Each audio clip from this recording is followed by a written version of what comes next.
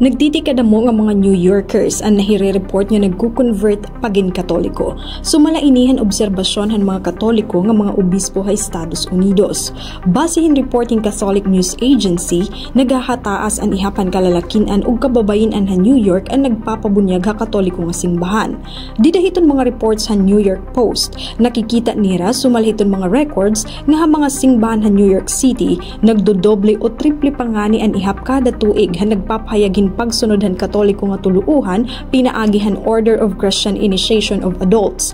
Didahin usa nga parokya St. Joseph Church sa Greenwich Village ang naruruyag ang Order of Christian Initiation of Adults ina triple patikang han una nga tuig.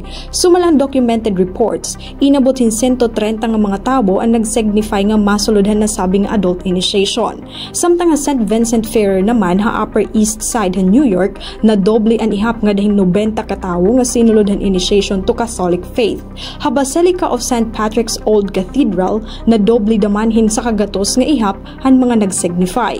Ginawas didan report nga assassination kan Charlie Kirk ang usahan na kaaghat ha ira para mag-convert labot la iya political activism. Hi Kirk usa nga evangelical Protestant nga permi naghihinakan han kaimportante han pagtuo hinuusa nga Dios.